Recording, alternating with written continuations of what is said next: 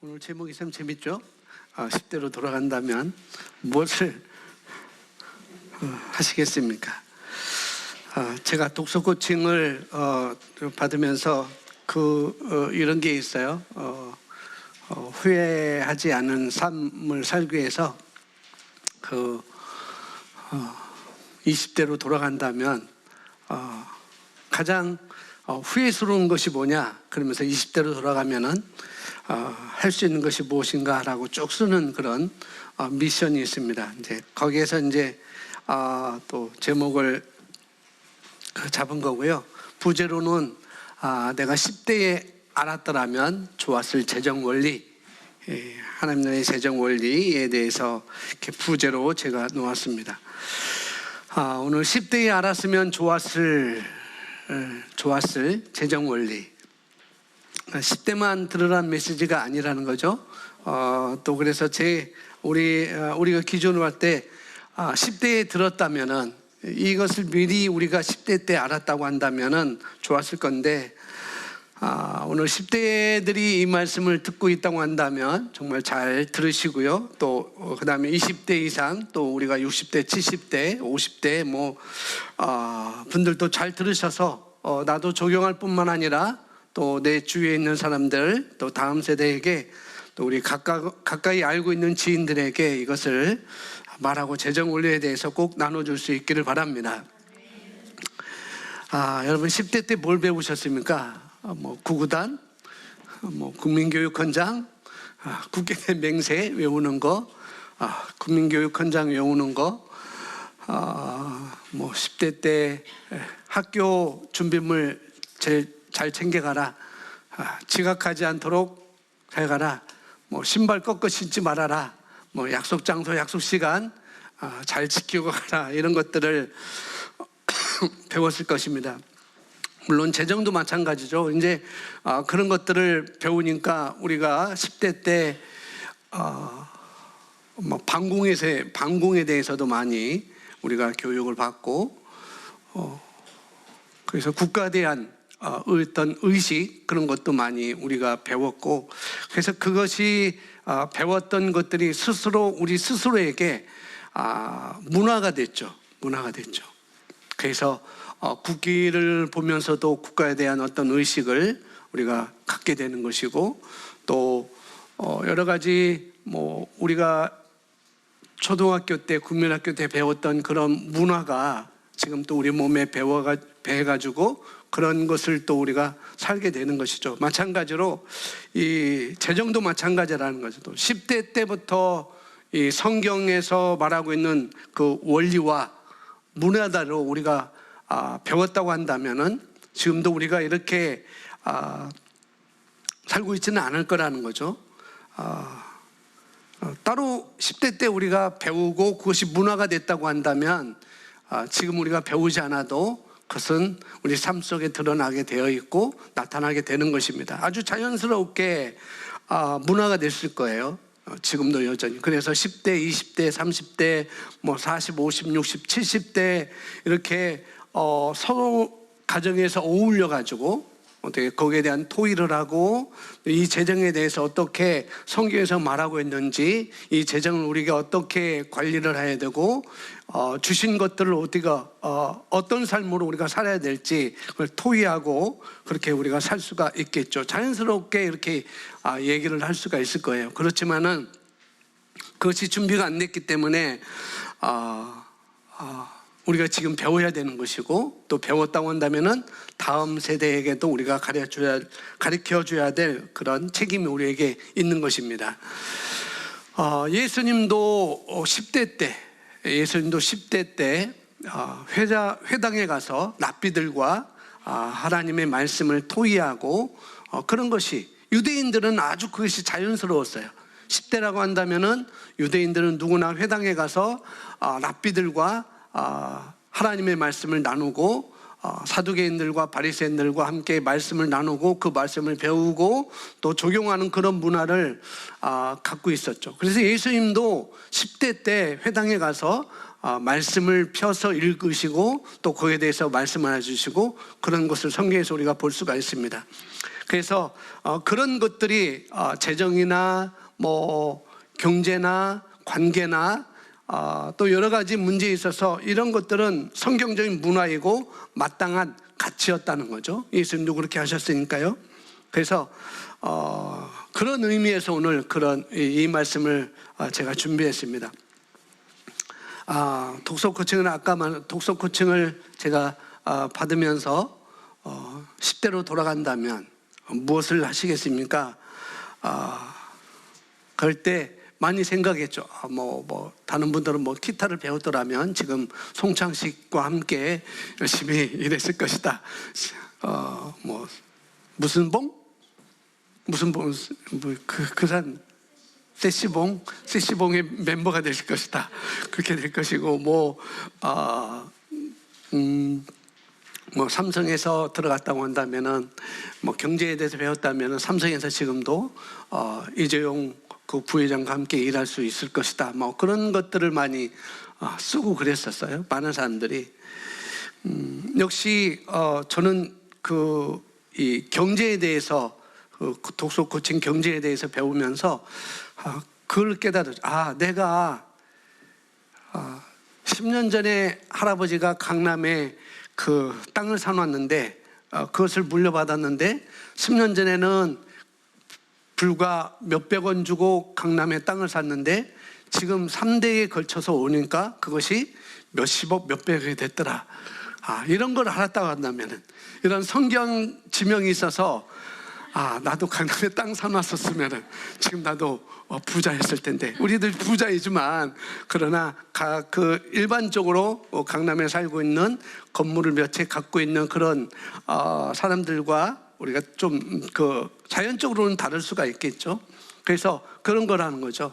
10대에 돌아가셨으면은 이 재정에 대해서, 이 돈에 관해서 어떻게 투자하고 어떻게 관리해라라고 또 그런 시세를 어떻게 알았으면 좋았을까, 그런 것들을 많이 궁금해 했었고 그런 것을 배우는 시간을 갖게 됐습니다. 10대 때 알았으면 좋았을 재정 원리. 근데 중요한 건 뭐냐면 한번 따라하겠습니다. 내가 가지고 있는 말씀. 내가 가지고 있는 말씀 진짜 가지고 있느냐예요. 어떤 것보다도 그것이 중요합니다. 듣는 것이 중요하냐? 아닙니다. 물론 들어야 되겠죠. 들어야 되죠. 그러나 듣는 것은 그렇게 1차적인 것이지 결과적인 것이 아니라는 걸 우리가 알아야 되겠습니다. 내가 얼마나 가지고 있느냐. 내가 들었다면은, 내가 말씀을 들었다면 얼마나 가지고 있느냐. 그것이 중요한 것이죠.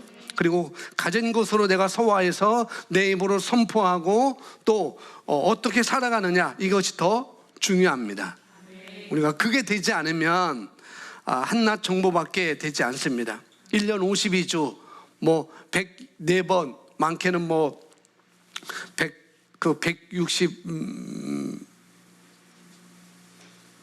146번, 156번 말씀 우리가 더 많이 듣는 분도 있겠지만은 다양한 주제로 우리가 말씀을 들을 수 있죠. 많은 그리스도인들이. 그렇지만 그것이 정보로만 끝난다고 한다면 그것은 검이 될 수가 없습니다. 그것은 능력이 될 수가 없어요. 분명히 하나님의 말씀은 히브리서 4장 12절에 하나님의 말씀은 운동력이 있고 활력이 있다고 그랬습니다. 힘이 있다고 그랬어요. 강력하다고 그랬어요. 그래서 우리가 듣기만 한다면은 안 되는 것이고 그걸 내가 어떻게 가지고 있느냐, 그것이 더 중요한 것입니다. 다시 한번 제가 강조합니다. 말씀을 한 번도 간직하지 못했다고 한다면, 그렇다고 한다면은 아이들은 말씀을 들으면서 어떻게 해요? 말씀을 갖게 되면 믿음이 생기고, 또 믿음이 생기면 넘어지지 않고 흔들리지 않고 강해지고 삶의 모든 영역에서 분명히 능수능란하게 믿음으로 모든 것들을 정복하며 갈 수가 있는 것이죠. 그렇습니다. 그래서 믿음을 우리가 전이받아야 되고, 내가 말씀을 가졌다고 한다면은 그 말씀을 또 다른 사람에게 전이시킬 수 있는 그런 삶도 우리가 필요한 것이죠. 그러므로 다른 사람이 아니고, 다른 사람은 내가 잘하면 돼요. 아멘. 내가 잘하면 됩니다. 내가 잘하면 애들 안 다루어도 돼요. 내가 잘하면. 나만 잘하면 됩니다. 고백합니다. 나만 잘하면 된다. 다시 한번, 나만 잘하면 된다. 예, 그러면은 자녀도 잘 할 수가 있습니다. 그래서 그런 믿음으로 받으시면 되겠습니다. 20대에 알았다면, 10대에 알았다면, 제가 뭐 중학교, 고등학교, 대학교, 대학원 이렇게 뭐 여러분들 똑같이 그렇게 많은 학교 다니면서 많은 걸 배웠죠. 엄청난 것을 배웠음에도 불구하고 이 재정에 대해서는 가르쳐 준 곳이 없었어요. 중학교에서도 안 가르쳐 줬고, 고등학교에서도, 대학교에서도, 대학원에서도 안 가르쳐 줬어요.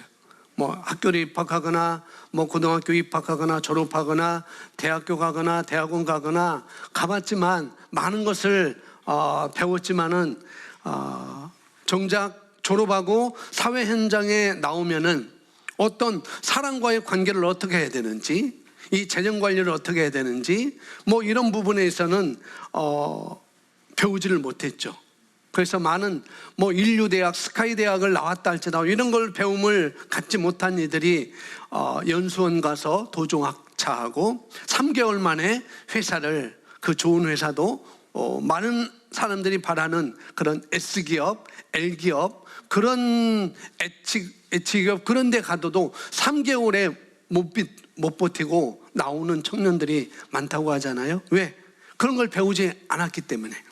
직장 생활에 대해서 배우지 못했고, 사람과의 관계를 어떻게 해야 되는지 배우지 못했고, 그 다음에 내가 번 재정에 대해서, 그 돈에 대해서 어떻게 관리를 해야 되고, 어떻게 투자를 해야 되고, 어떻게 불려야 되는지를 배우지 못했기 때문에. 어떤 청년이 하루 두 끼 컵라면을 먹으면서 돈을 모았대요. 회사 다니면서. 회사만 다닌 게 아니고 일을 3가지 하면서, 그러면서 차를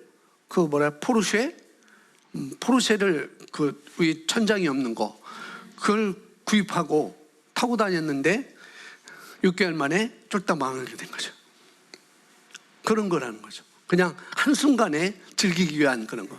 어떻게 재정 관리를 해서 이걸 잘 불려나갈지를 그냥 한순간에, 저 사람이 저걸 타고 있으니까 나도 기분 내서 한번 타보자. 저 사람이 저런 걸 가지고 있으니까 나도 한번 기분으로 나도 그걸 가지고 싶다 라는 그런 쪽만 가지고 가는 세상이 바로 이 시대의 청년들의 문화라는 것이죠. 오늘 말씀을 들으면서 여러 가지 원리가 있지만은, 오늘 말씀은 2가지 원리이지만은 오늘은 한 가지만 할 수밖에 없을 것 같아요. 앞에 부분 한 가지만 하겠습니다. 그래서 잘 해석하시고 잘 들으시고 이해를 잘 하셔야 되겠습니다.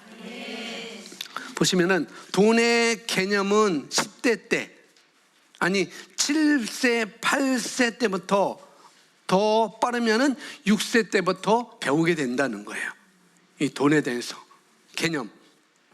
그래서 아이들에게 돈과 이 재정에 대한 개념을 가르쳐 주니까 우리 아이들이 어떻게 해요? 장사를 시작하게 되고, 또 중간 관리 역할을 하게 되고, 돈 관리를 해줘서 스스로도 자기가 떼먹고, 그런 우리 아이들이, 주일학교 미라클 아이들 그렇게 공부를 하고 그렇게 배워왔죠. 장사도 하고, 뭐 당근마켓도 팔아보고 올려보기도 하고, 또 거기에 수입을 얻기도 하고. 그래서 아이들이 주고 파는 법, 주고 나누는 법, 그것을 자기들이 직접 해보니까 대가 없는 영광, 여기 나니까 대가 없는 영광, 심지 않고 결실을 기대할 수 없다. 이것들을 우리가 아이들이 배우게 되었죠. 엄마가 주는 그 용돈, 아빠가 주는 그 용돈은 그냥 이것이 아무 것이 아니구나. 엄마의 힘과 엄마의 에너지와 엄마의 시간과 아빠의 그런 에너지와 그런 수고가 들어있기 때문에 이것은 아무런 것이 아니구나. 이건 정말로 가치 있는 거구나라고 아이들이 배우게 되는 것이죠. 그래서 우리 나이 어린 자녀들 둔 부모들은 지금부터 재정교육을 하시면 돼요. 나이 든 자녀를 둔 부모님들은 토의하시면 됩니다. 토의. 저도 우리 자녀들에게 그런 모여갖고 토의를 하고 또 가르쳐주고 이렇게 하는 것이 좋겠다라고 많이 해서 우리 아이들도 그렇게 하고 있습니다. 그래서 성경의 재정 분야와 재정 관리하는 분야에 있어서 성경은 성경은 몇 장일까요? 성경은 전체 1189장이에요. 구약부터 신약까지. 그런데 구절 수로는 3만 구절이 넘어요. 창세기부터 요한계시록까지 3만 400 몇 구절 되는데 그 중에 재정에 대한 성경 구절이 0.8%나 차지합니다. 재정에 관한 거. 그것이 2359절이 재정에 대해서, 돈에 대해서 그런 것을 성경에서 말씀을 해주고 있거든요. 그러므로 얼마나 많은 부분을 할애해서 중요한지 우리가 하나님께서 왜 이 3만 구절이나 되는 성경 구절에서 왜 2000구절 0.8%나 되는 그런 성경 구절을 여기 왜 심어 놓으셨을까? 왜 기록하게 하셨을까? 그만큼 중요하다는 것을 우리가 인식을 하셔야 되겠죠. 그것을 인식하고 적용하고 살라고 우리에게 얘기를 해주고 있다고, 말씀해주고 있다는 사실을 우리가 아셔야 되겠습니다. 그렇게 말씀을 들으시면 좋을 것 같아요. 그 다음에 여기 네 번째, 유대인과 기독교인의 재정을 다루는 법 있는데, 유대인들은 성경의 재정 원리를 잘 적용해서 부유한 삶을 대체로 잘 살고 있다고 그래요. 하지만 기독교인들은 성경에 대해서, 이 재정에 대해서, 이 물질에 대해서 어떻게 해요? 정죄를 받죠. 왜 그런지 모르겠어요. 대표적인 것이 돈을 사랑함이 일만 악의 뿌리다라고 해서 돈을 보면은 큰 것이구나, 큰 죄구나라고 이렇게 잘못된 정죄감을 우리가 많이 받게 되는 것이죠. 정죄받는 사상과 교육, 이런 것을 우리가 받아서 눌려가지고 어떻게 돈도 벌고 싶다라고도 말도 못하고 그냥 사는 것이죠. 자기가 눌려가지고 하나님이 그에게 주신 달란트, 은사, 아이디어, 그런 지혜를 썩히고 있는 것이에요. 왜 그럴까요? 성경에서 말하는 재정 원리를 잘 모르기 때문에. 그런데 그 성경에서 말씀하고 있는 이 재정 원리를 우리가 어기고 살면 어떻게 되는가? 심각한 결과를 우리가 초래할 수가 있죠. 하지만 성경이 말하는 규칙을 따라 살면 하나님이 말씀하신 삶을 우리가 살 수가 있습니다. 자, 여기 역대상 12장 32절 아주 지혜롭게 살았던 현인들이 말씀하고 있는데 한번 같이 읽어볼까요? 시작. 이사갈 자손 중에서 시세를 알고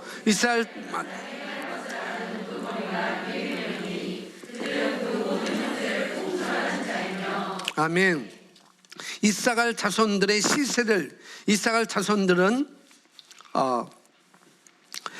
이사갈 자손 중에서 이사갈 자손들은 시세를 알았다고 말씀하고 있습니다. 여기 시세란 말이 나왔지만 써놨습니다. 히브리어로 에뜨와 비나입니다. 에뜨가 뭐예요? 시간, 기회의 때, 또 적절한 때.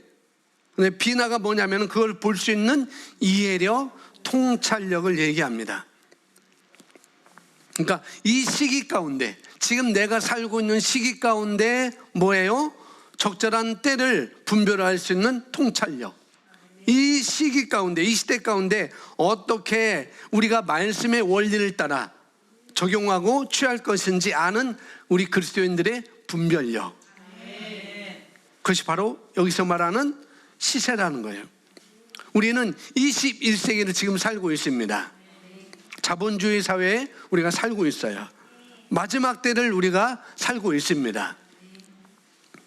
이런 절체절명의 시기에 우리가 모두 다 그 배에 타고 있는데 정치, 지금 시대 뭐 우리나라도 보면은 정치 경제가 굉장히 혼란스럽잖아요.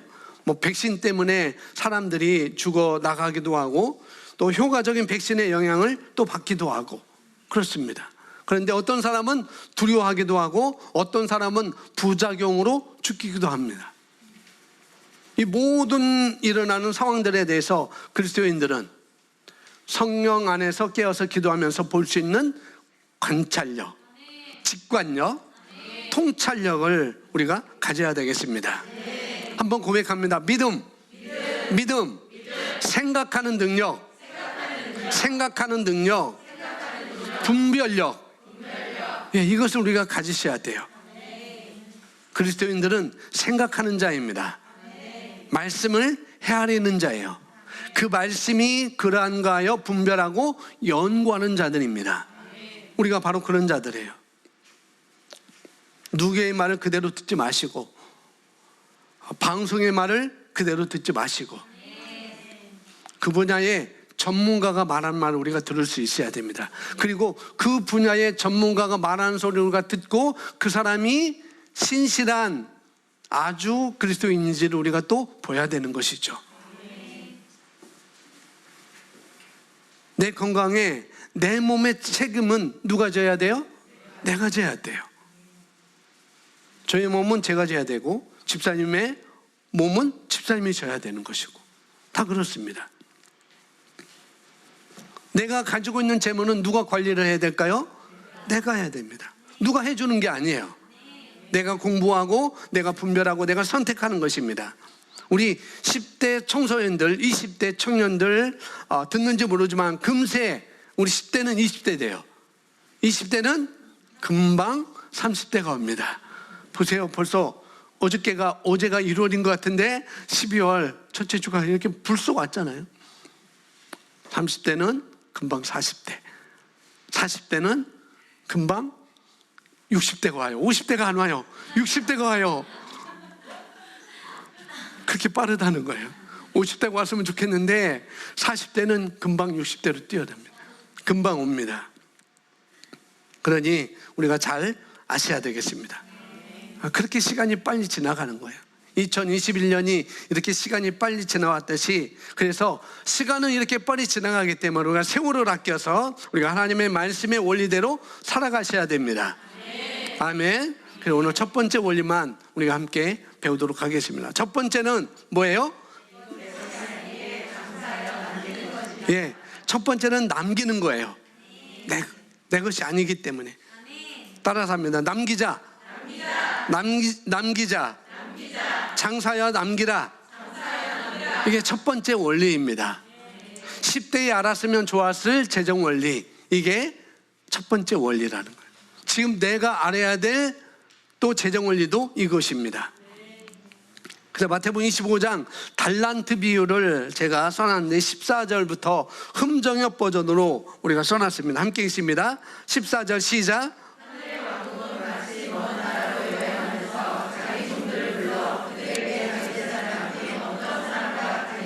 여기까지 보면 의미를 잘 이해하셔야 합니다. 장사여 남기라는 의미를 잘 이해하셔야 돼요. 자, 하나님 나라 왕국의 비유를 들면서 여행 가는 주인에 대해서 언급하고 있는 것을 우리가 볼 수 있습니다. 주인은 잠시 여행 갔다가 집에 올 날이 있다는 것을 우리가 알 수가 있죠.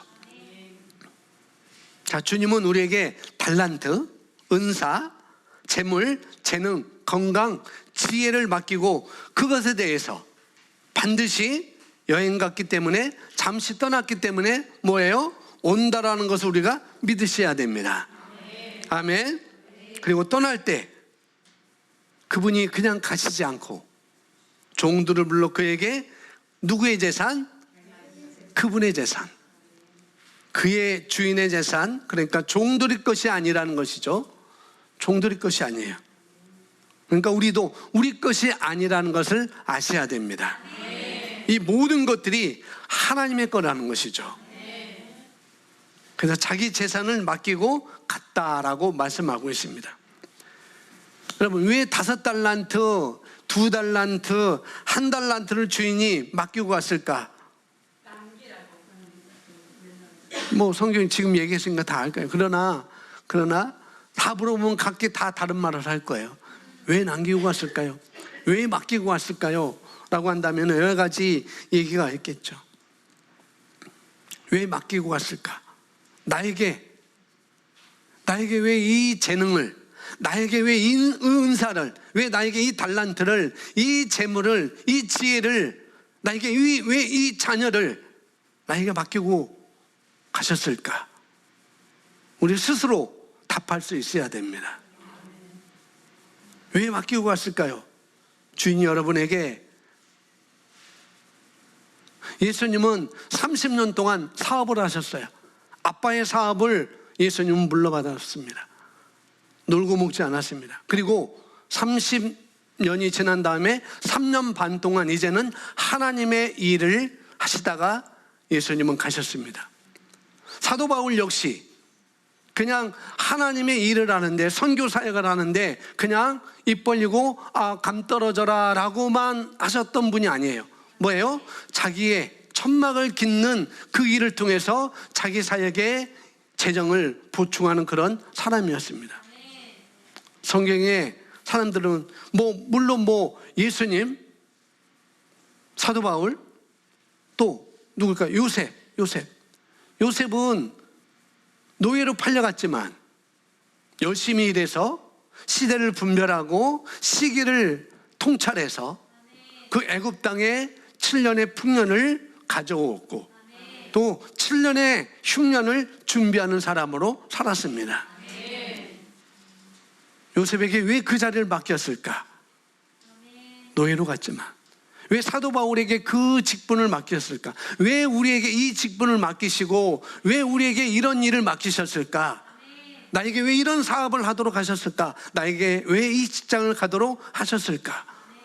우리가 잘 생각하셔야 됩니다. 사도 바울은 그냥 묻어두지 않았어요. 예수님도 그냥 묻어두지 않았습니다. 요셉도 그냥 한탄하고 그냥 묻어두지 않았어요. 그들은 놀고 먹는 사람이 아니었습니다.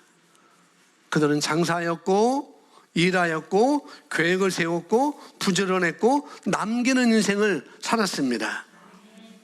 이것이 말하는 말을 여러분이 기억하시기 바랍니다. 우리 인생의 주인이 누구냐? 바로 주님이시죠. 로마서 10장 9절에 예수 그리스도를 나의 주님으로 모셔드리는 것.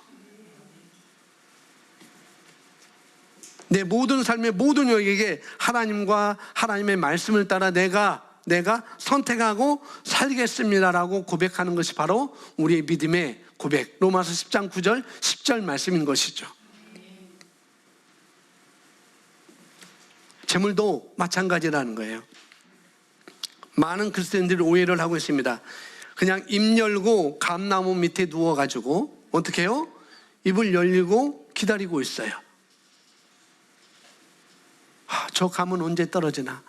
호시가 된 것 같은데 언제 떨어지나? 그냥 많은 사람이 그냥 엘리야의 까마귀를 찾고 있습니다. 많은 그리스도인들이 뭐예요? 까마귀를 기다리고 있어요. 엘리야를 먹였던 까마귀를 기다리고 있어요. 그래서 까마귀가 품귀 현상이 됐어요. 까마귀가 부족해요. 저기도 가야 되고 여기도 가야 되고. 너무 요청이 많아가지고 까마귀가 없어요. 까마귀가.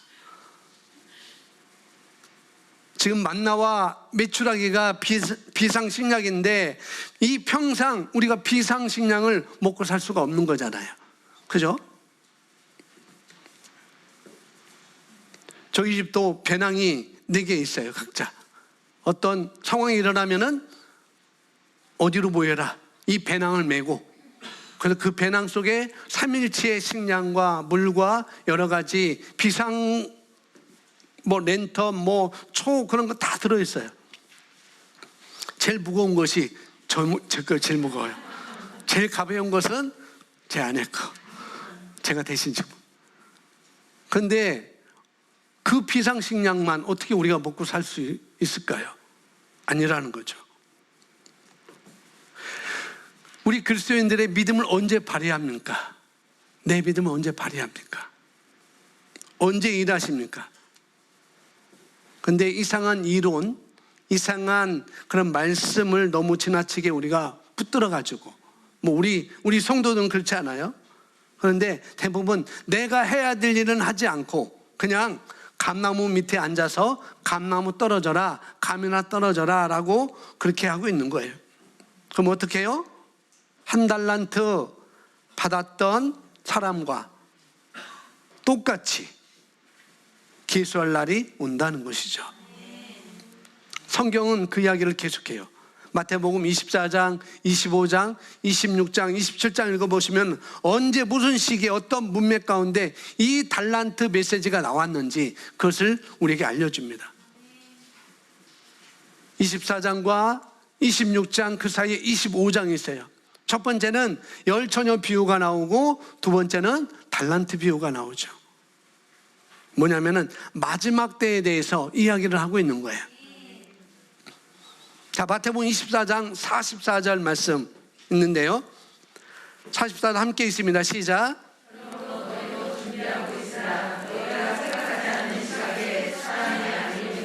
예, 계속 옳은 얘기를 하고 있어요.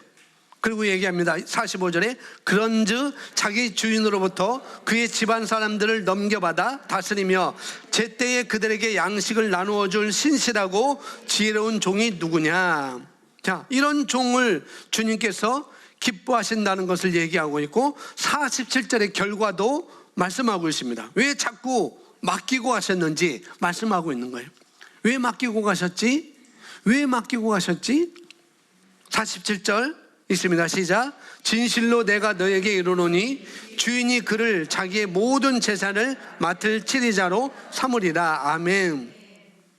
마태복음 24, 25, 26, 27장에 가서 그 결과가 뭐예요? 통치자, 다스리는 자, 즉 하나님이 뭐예요? 이 땅 가운데 우리에게 달란트를 맡긴 이유, 은사를 맡긴 이유, 재정과 재물과 지혜와 그런 것들을 맡긴 이유는 그렇게 같이 다스릴 자를 지금 구별하고 계시다는 것입니다.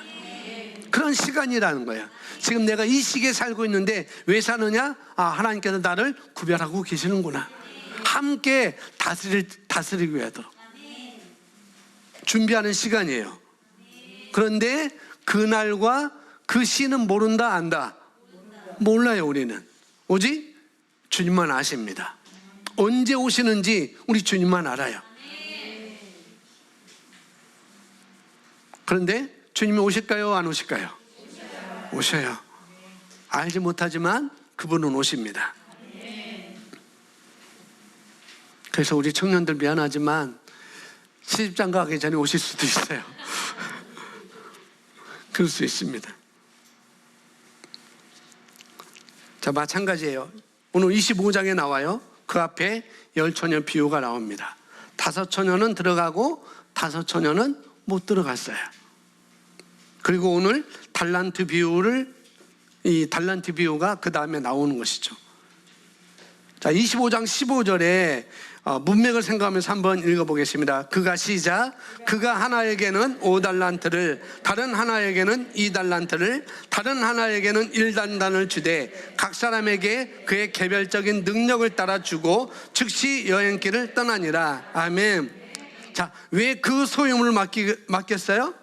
그것이 내 것이 아니고 우리가 청직이라는 사실을 우리가 아셔야 된다는 것이고, 내 것이 아니구나, 나는 청직이구나 라는 것을 의식하고 하나님께서 저와 여러분에게 독특한 은사와 또 재물과 건강과 능력을 다 다양하게 주신 건 뭐예요? 여기 보니까 개별적인 능력에 따라 주셨다고 얘기합니다. 여러분, 나는 둘도 셋도 없는 독특한 존재입니다. 예, 그렇기 때문에 절대 남과 비교하지 마세요. 하나님이 내게 주신 것, 현재 내가 어느 가정에서 태어났고 나는 왜 이 가정에서 태어났지? 비교하지 마시고 내가 지금 어떤 위치에 있는지를 그냥 있는 지금 현재 지금 나의 모습을 보시기 바랍니다. 다른 사람과 비교할 거 없어요. 독특합니다. 절대 비교하지 마세요. 비교하면 시기하거나, 비교하면 질투하거나, 비교하면 낙심하게 됩니다. 그렇게 되어 있어요. 근데 그럴 필요 없어요. 하나님은 우리 각 사람이 독특하게 각 개별적인 능력에 따라 배치하셨습니다. 또 달란트도 1달란트 받은 사람이 있고 5달란트 받은 사람이 있고 2달란트 받은 사람이 있듯이 하나님이 고유한 능력대로 하나님께서 부어주신 것입니다. 아멘. 그래서 비교하지 말고 내가 특별하다, 나는 아주 독특하다라는 것을 믿으시고 감사할 수 있기를 바랍니다. 아멘. 자, 성경에 나오는 달란트는 무게를 재는 단위이기도 하고 화폐를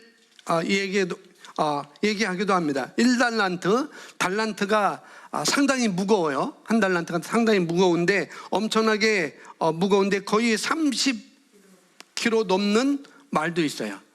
한 달란트가 30kg. 금 한 달란트.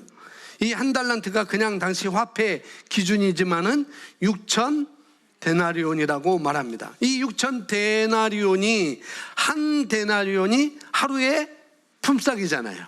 하루의 품삯이라고 성경은 말합니다. 그러면은 가장 적은 평균적으로 잡아서 월 300 잡아보자고요. 월 300 월급 받는 사람을 하루로 친다고 한다면 그냥 매일 일한다고 생각하고 하루를 하루 10만 원을 번다고 생각하면, 어디 나가서 10만 원을 번다고 생각하면 한 달란트는 얼마나, 뭐라고 그랬어요? 여기는 6억 정도라는 거예요. 6억. 한 달란트. 5달란트면 뭐예요? 30억입니다. 뭐 지금 주 5일째 근무하면 더 올라가겠죠, 분명히. 6억 원. 이 6억 원을 1년 동안 맡긴다. 권사님 뭐 하실 거예요? 아싸, 잘됐다. 복권이나 사자. 내가 타지 못했던 집이나 차나 사자. 이 6억 원. 이 6억 원 지금 시흥시 아파트, 여기 이쪽에 아파트 사는데도 6억 원이면 살 수 있지만은, 24평. 그것도 사기가 어렵다고 그래요. 내가. 그런데 여기 6억 원 받은, 한 달란트 받은 사람이 어떻게 했어요? 그냥 거의 땅에 그냥 모셨습니다. 모셔두었어요. 그냥 좋은 말로. 자, 이 돈을 주고 간 사람이라면 어떻게 하실 거예요? 다시 말하면 왜 주고 가셨죠? 네. 이 주인이 은행에 맡겨도 되는데, 그죠? 내가 은행에 맡겼더라면 이자도 받을 수 있을 텐데, 이 주인이 그냥 이 종들에게 맡기지 않고 은행에 맡겼더라면 충분히 맡길 수도 있을 거예요. 그런데 왜 종들에게 맡기고 갔을까요? 5달란트, 2달란트, 1달란트를 다시 한번 생각해 보세요. 은행에도 맡길 수 있고 투자도 할 수 있고, 그런데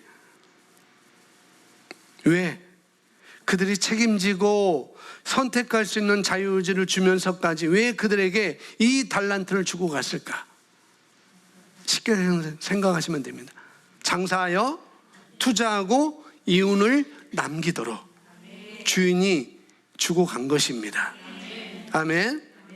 다른 말로 하면 열매 맺으며 계수할 날을 생각하면서 생산적으로 내가 살아라, 능동적으로 살아라, 그런 말씀을 하신 것이죠. 한번 생각해 보세요. 초등학교 아이가 있는데 명절 때 할아버지로부터, 친척으로부터 용돈 5만 원을 받았어요. 5만 원을 받았습니다. 근데 그 받은 5만 원을 부모님이 아빠 엄마가 맡기고 내가 필요할 때 줄게 하지 않고 그냥 그 아이가 갖도록 했습니다. 그 이후에 이 아이가 한 달 동안 5만 원을 다 써버리면 그 아이는 평생 가난한 삶을 살게 되는 것이죠. 그게 볼 수 있어요. 여러분, 한번 여러분 시험해 보세요. 5만 원을 주든지 10,000원을 주든지 해서 이 아이가 아무런 말을 하지 않고 이 아이가 이 돈을 어떻게 쓰는지 한번 테스트를 해볼 수도 있을 거예요. 그냥 다 써버리면, 하나도 남기지 않고 다 써버리네?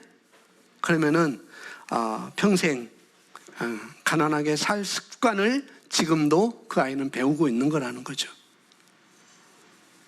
10,000원짜리, 1,000원짜리, 5,000원짜리 한 장 주면서 네가 이렇게 살면 된다. 네가 이렇게 살면 된다. 내가 이것을 이렇게 살아야 된다라고 말하는 것은 그 아이에게 저주가 아니라는 것이죠. 그걸 배우셔야 됩니다. 성경이 말하고 있는 재정 원리, 규칙, 이렇게 쓰면 너에게 노란불이 될 거야, 이렇게 쓰면 너에게는 빨간불이 될 거야, 이렇게 쓰면 너에게는 초록불이 될 거야 라고 배우는 시간이라는 것이죠. 25장, 마태복음 25장 19절에 정확하게 이야기를 하고 있습니다. 함께 있습니다. 오랜 시간 뒤에 그 종들의 주인이 와서 그들과 계산하니, 결산한다는 거죠. 회개할 날, 결산한 날이 반드시 있습니다. 주인이 뭘 보기를 원했을까요? 첫 번째, 선하고 신뢰할 만한 신용과 책임감을 가진 사람인지를 확인하기 원하셨습니다. 두 번째는 이 사람이 그것에 대해서 열매를 거두었다면 더 많은 것을 맡기기 위해서, 뭐 하기 위해서? 그 맡긴 것보다도 뭐예요? 더 많은 것을 맡기기 위한 것이었습니다. 우리가 이걸 보여야 돼요. 이걸 볼 수 있어야 됩니다. 맡긴 것이 전부가 아니라는 거예요. 더 많은 것을 맡기기 위해서 이것을 맡기고 간 것입니다. 그리고 또 이것이 또한 주인이 뭐라고 하냐면, 세 번째, 그것이, 그렇게 하는 것이 기쁨에 동참하는 것입니다. 이것이 주님의 기쁨이라는 것이죠. 다시 말합니다. 하나님은 이걸 기뻐하셔야. 첫 번째, 두 번째, 남기는 것을, 생산적인 삶을 사는 것을 하나님은 기뻐하신다는 거죠. 그러니까 물고기를 주기보다는 어떻게 해요? 물고기를 잡는 법을 가르쳐서 더 많이 함께 먹을 수 있는 그런 인생을 살기를 주님은 보고 기뻐하십니다. 왜요? 아버지니까, 지혜로운 자니까요. 어떻게 해서 지혜롭게 5달란트와 2달란트를 남겼습니까? 주인을 기쁘게 해드리기 위해서, 그리고 자기가 받은 그것으로 일했습니다. 자기가 받은 그것, 내가 받은 그것, 주님이 맡겨주신 그것, 비교하지 않았어요. 나 이거밖에 안 되는데요? 저 사람은 저렇게 많이 주고 나는 이렇게 주고 어떻게 일하라고 하십니까? 라고 그렇게 비교하지 않았습니다. 저 사람은 저렇게 특별하지 나는 특별하지 않아, no, 그렇게 생각하지 않았어요. 그렇게 평범하게 살게 만드신 것이 아닌 것입니다. 아멘. 하나님이 주셨어요. 그것을 그냥 특별하게 여기고 감사하고 현재 있는 것으로 우리가 하시면 됩니다. 나는 저축 500만 원뿐이 안 했는데 잘하십니다. 나는 저축 100만 원밖에 안 했는데 잘하신 거예요. 나는 저축 1억밖에 못 했는데 잘하신 거예요. 너무나 잘한 것입니다. 그러나 마땅히 드릴 것은 드리고, 심을 것을 심고, 투자할 것은 투자하되 절대 자족하지 마시고, 만족하지 말고, 거기서 만족하지 말고 하나님이 내게 맡기신 그 일을 위해서 계속해서 글쎄 분량까지, 우리가 장성의 분량까지 우리가 올라가는 것입니다. 성장하는 것이 저와 여러분의 목표인 것이죠. 그래서 그는 장사를 하고 남깁니다. 뭐예요? 어떤 일을 계획하고 투자하고 이윤을 남기는 그런 삶을 얘기를 하고 있는 것이죠. 그냥 잊지 않고 계획을 세우고 또 세월을 아끼고 부지런하고 성실하고 책임있게 이윤을 남기는 삶. 그래서 세 번째 이런 사람은요, 시대를 분별하여 이윤을 남깁니다. 시대를 분별하고 효과적으로 투자해서 이윤을 남깁니다. 뭐 다 아시죠? 화폐 가치는 계속 하락합니다. 그런데 종이돈은 모아요. 화폐 가치는 계속해서 하락하는데 종이돈은 모아요. 화폐 가치는 하락하는데 종이돈을 계속 모으는 착한 모범생이죠. 근데 그 돈은 계속 없어져요. 근데 그걸 몰라요. 그리스도인인데. 왜 모를까요? 기도하면 알아야 되는 거 아닐까요? 말씀을 보면 알아야 되는 것이 아닐까요? 근데 왜 모를까요? 세월을 아껴 지혜롭지 못하기 때문에. 불신자들은 다 알고 있는데 왜 그리스도인들은 모를까? 부모님들이 이 성경적 재정 원리를 잘 가르쳐주지 않았기 때문에. 그리고 아무도 안 가르쳐줬어요. 저도 몰랐습니다. 그리스도인은 어떻게 살아야 될지, 재물을 어떻게 다뤄야 될지. 화폐 가치는 계속 하락하는데, 그리고 내 자산을 어떻게 증가시키는 방법.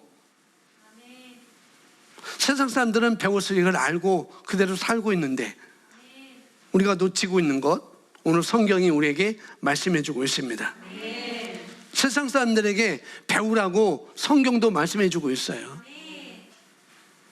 이 세상 지혜 가운데 우리가 놓치고 있는 돈이 일하게 하는 것, 돈이 일하도록 만드는 것, 그리고 진짜 우리가 중요한 비전에 집중할 수 있도록 지혜를 잡는 것, 창의성, 아이디어를 우리가 발굴해서 1인 기업가가 되어주는 것.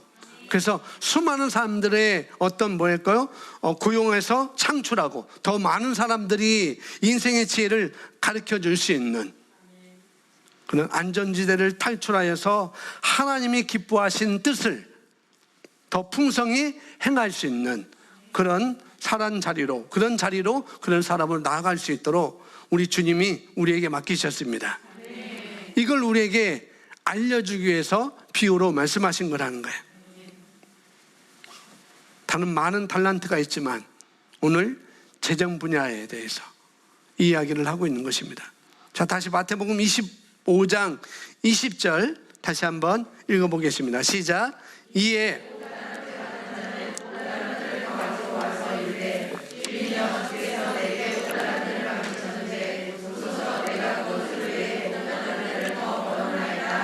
아멘. 주께서 내게 5달란트를 맡기셨는데, 왜? 주께서 내게 5달란트를 맡기셨는데, 이 말씀이 맴돌아요. 주님께서 내게 달란트를 맡기셨는데, 달란트를 안 받은 사람이 있다고요? 없다고요? 없습니다. 다 받으셨어요. 그래서 다양한 결과가 있는 게 세 종류의 결과가 있는 것입니다. 첫 번째, 재물을 벌면 다 쓰는 사람.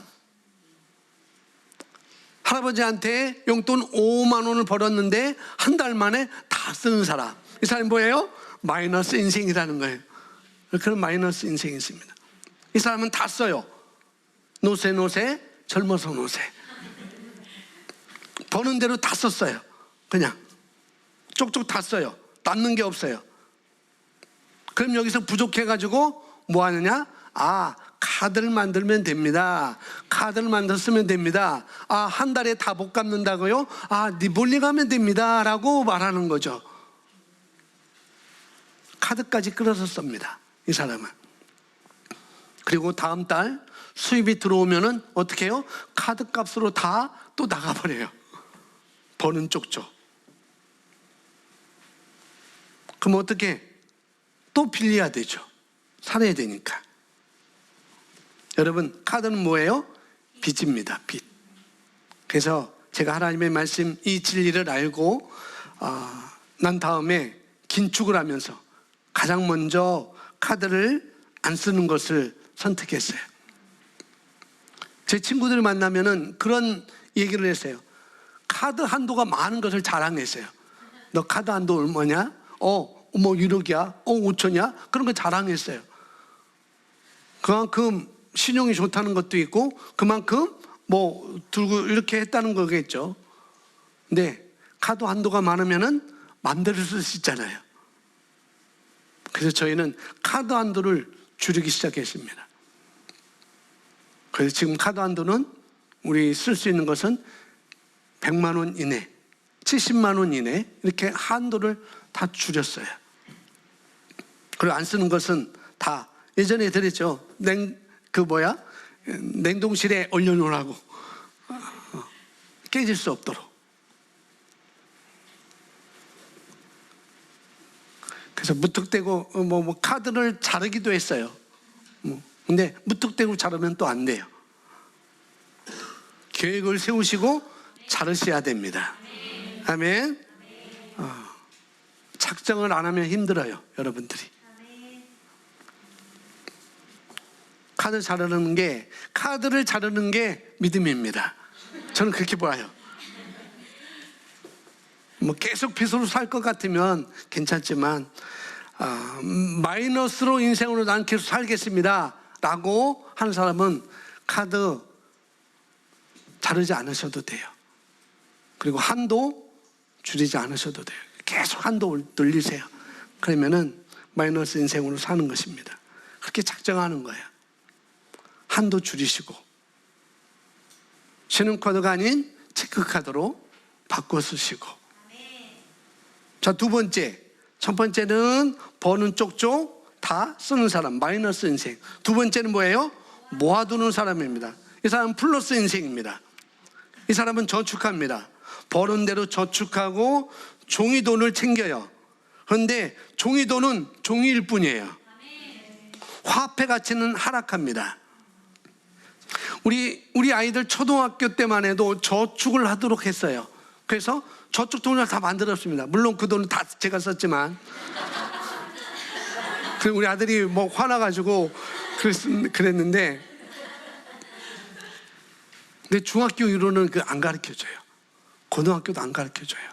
근데 지금은 우리 아이들, 초등학교 아이들에도 이걸 안 해요. 그때는 의무적으로, 반의무적으로 하게 했습니다. 근데 지금은 그냥 안 가르쳐줘요. 가르쳐준 학교도 없고 선생님도 없고. 근데 우리가 저축을 하는데 어떻게 해요? 물가가 너무 빨리 올라요. 그게 현실인 거예요. 근데 생각보다 그리스도인들은 그걸 모르죠. 강남에 학교 다니는 아이들은 그런 것을 부모로부터 알게 되고 배우게 되는데, 우리 이런 쪽은 잘 모르죠. 그래서 그들은 효과적으로 재물을 남기고 또 투자할 수 있는 그런 것을 교육을 받게 됩니다. 그래서 그런 분야에 대해서 우리가 들어보지 못한 사람들은, 우리 아이들은 이제 손해를 보는 거예요.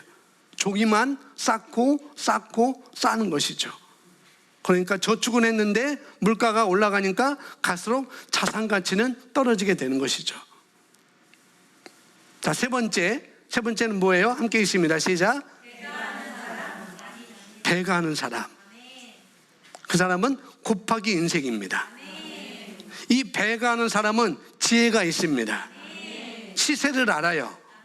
시대의 분별력을 압니다. 그래서 배가하고 투자하고 지혜롭게 전략적으로 계획을 세워서 남기는 사람입니다. 이 시대를 분별하는 사람이라는 거죠. 여러분, 우리 아카데미에서 경제교육도 있지만 로버트 키요사키, 웬만한 분들은 다 읽었을 거예요. 우리 아이들도 있고 어른들도 읽었을 것입니다. 아직까지 안 읽어보신 분이 있다라면 그분은 늦은 거예요.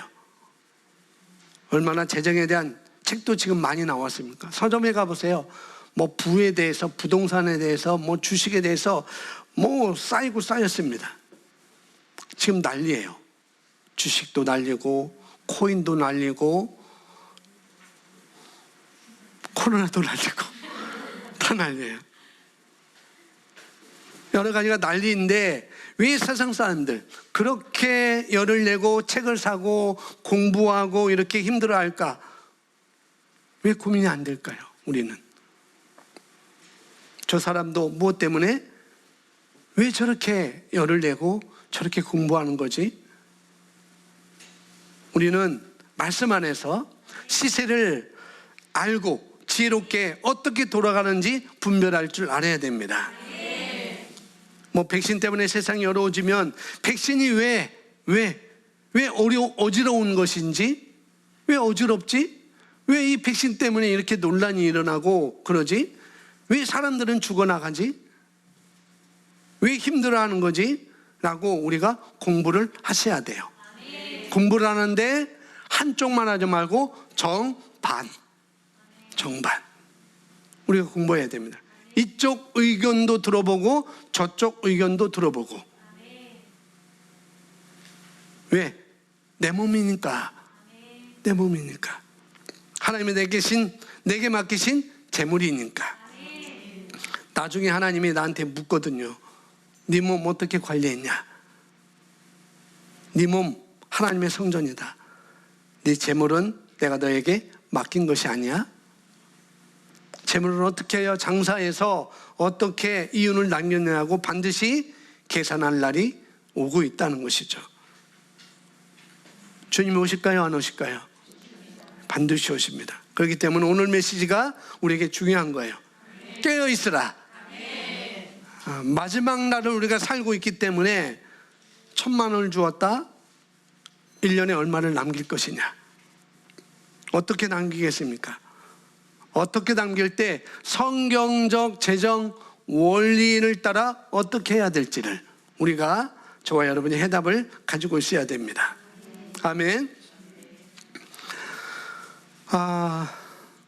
제가 어렸을 때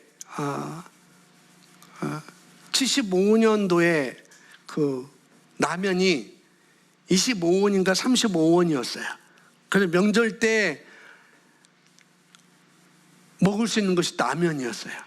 왜? 돈을 세뱃돈 받으니까 세뱃돈 받으면은 슈퍼 가서 라면을 사가지고 친구들이 다 라면 부셔 먹고 생 것으로 먹고 그랬습니다. 그때가 아마 30원 그 정도였었어요. 지금 안성 뭐가 얼마예요? 하나에? 지금 하나에 얼마예요? 1,000원. 그러니까 35원, 30원 있는데 지금 거의 1,000원입니다. 얼마나 올랐습니까? 뭐 봉지만 달랐을 것이지 속내용은 그게 별반 차이가 없습니다. 대신 물가야 화폐 가치는 떨어졌죠.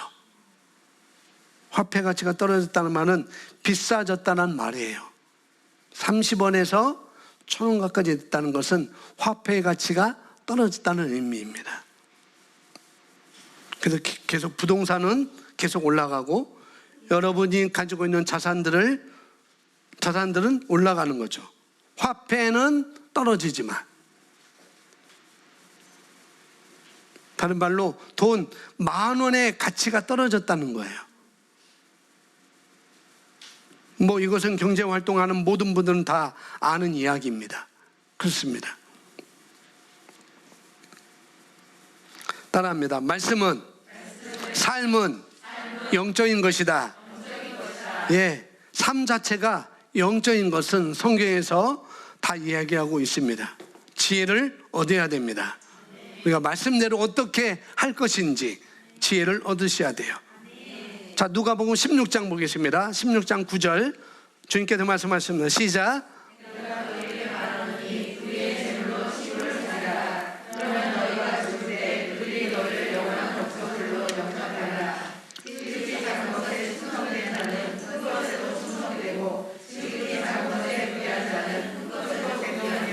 아멘. 거기까지요. 자, 지극히 작은 것에 충성된 자는 큰 것에도 충성되고, 지극히 작은 것이 뭐라고 얘기하는 건가 하면은 불의한 돈을 얘기하는 것입니다. 여기서는 하나님께는 작아요. 그런데 하나님은 그 작은 것에 어떤 자? 충성된 자를 보고 계시다는 것이죠. 가정생활을 관리하는 자에게 교회를 관리하도록 맡기셨습니다. 작은 재물을 관리할 수 있는 자가 자기 관리 능력이 있는 사람이고, 그 사람들에게 하나님은 어떻게 해요? 더 큰 것, 더 큰 재물과 더 큰 일들을 맡길 수 있는 자격을 갖춘 자가 되는 것입니다. 11절 12절 시작. 너희가 만일 불의한 재물로 충성하지 아니하면, 너희가 만일 남의 것에 충성하지 아니하면 누가 너희 것을 너희에게 주겠느냐. 아멘. 누가 참된 것으로 너희에게 맡기겠느냐. 만일 남의 것이 누구예요? 바로 주님의 것입니다. 우리는 청직이죠. 그 남의 것에 충성하지 않으면 누가 내 것을 너희에게 주겠느냐. 아주 놀랍죠. 주님이 이 불의의 재물에 충성하지 않는 자들은 이것을 주지 못한다. 줄 수 없다는 거죠. 그러니까 많은 사람들이 오해를 합니다. 많은 사람들이 그냥 까마귀가 물어다 주면 좋겠다. 까마귀를 기다리고 있어요. 엘리야처럼. 네, 까마귀는 없습니다. 까마귀가 떨어졌어요. 까마귀가 품귀현상 됐어요. 여기저기서 달라고 하니까. 하나님이 순식간에 100만 원, 1000만 원, 1억, 15억 하나님이 선물로 주실 것으로 생각하는 그런 개념을 우리가 빨리 버리셔야 돼요. 하나님은 단계별로, 단계별로 받을 만한 수준이 된 만큼, 계시가 된 만큼, 소화할 수 있는 것만큼 하나님은 우리에게 주시는 분이라는 거죠. 아멘. 주님이 그렇게 분배하셔요. 여러분 자녀에게 아직도 어린데 동구에게 1억을 주시겠어요? 아마 걔는 찢든지 비행기를 만들지 그럴 거예요. 그러고 휙 날라버리고 그냥 갔네 하고 막 자기 갈 길을 가게. 그렇다는 거죠. 내가 소화할 수 있을 만큼. 하나님은 왜 이거 안 주죠? 왜 나는 안 주죠? 그런 게 아니라 내가 소화할 수 있는 만큼 내가 작은 것에 충성되는 훈련을 내가 하고 살아야 되는 것입니다. 아멘. 그래서 하나님 중요한 게 뭐냐면 내가 하나님의 말씀과 얼마나 일치하여서 그렇게 성장하고 성숙한 그릇이 되어 있느냐, 그것입니다. 충분히 담을 수 있는 그런 자로 내가 성장해 가는 것이죠. 주님이 물어보세요. 일터에서 내가 신실하냐? 일터에 내가 인정받느냐? 주인의 재물을 내 재물로 생각하고 진짜 아끼고 최선을 다하느냐? 그래서 여러분 잘 기억하셔야 장사여 남긴다는 의미를 우리가 잘 아셔야 되겠습니다. 아멘.